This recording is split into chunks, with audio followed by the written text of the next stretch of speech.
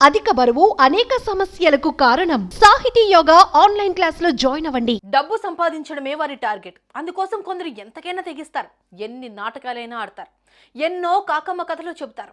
ఇంకొందరైతే ఏకంగా మనుషుల ప్రాణాలతోనే చెలగాటమాడుతుంటారు. ఇదిగో అచ్చం ఇలాగే బరి తెగించిన కొందరు కేటుగాళ్ళు నోటితో చెప్పరాని దారుణాన్ని కొడిగట్టారు. మూత్రం కలిసిన జ్యూస్ను విక్రయిస్తూ నీచాన్ని కొడిగట్టారు.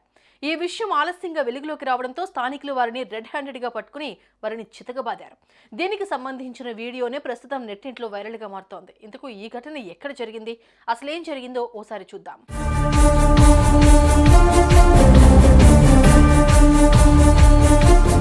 పోషక విలువలు కలిగిన వివిధ రకాల పండ్లు తినడం ఆరోగ్యానికి చాలా మంచిదని అందరికీ తెలుసు. దీంతో కొందరు వాటిని అలాగే తింటుంటే ఇంకొందరు జ్యూస్ చేసుకుని తాగుతుంటారు.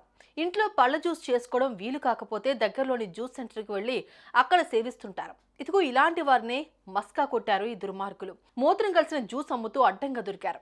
తాజాగా ఉత్తరప్రదేశ్లో వెలుగు చూసిన ఈ ఘటన స్థానికుల్ని షాక్కి గురి చేస్తుంది.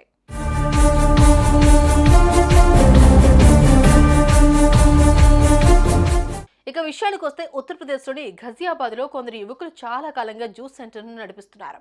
ఇక్కడ రోజు ఎంతో మంది తమకు నచ్చిన పళ్ల రసాల జ్యూస్ను తాగుతూ వస్తున్నారు. అయితే ఈ దుర్మార్గులు మాత్రం మూత్రం కలిసిన జ్యూస్ను విక్రయిస్తూ ఘోరానికి పాల్పడ్డారు. ఈ విషయం తెలియని ఎంతో మంది లొట్టలేసుకుని వీరి వద్ద జ్యూస్ తాగుతూ వచ్చారు. తాజాగా స్థానికులకు ఎందుకు అనుమానం వచ్చి వారి జ్యూస్ సెంటర్ను పరిశీలించగా మూత్రం కలిసిన జ్యూస్ అమ్ముతున్నట్లుగా నిర్ధారణకు వచ్చారు. దీంతో ఆగ్రహంతో ఊగిపోయిన స్థానికులు ఆ యువకులను చితక్కొట్టారు.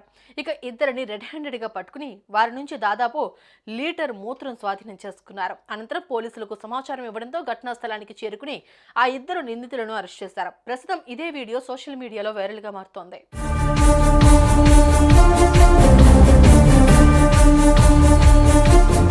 మీరు కూడా టేస్ట్ బాగుంది కదా అని ఎక్కడ పడితే అక్కడ జ్యూస్లు తాకండి.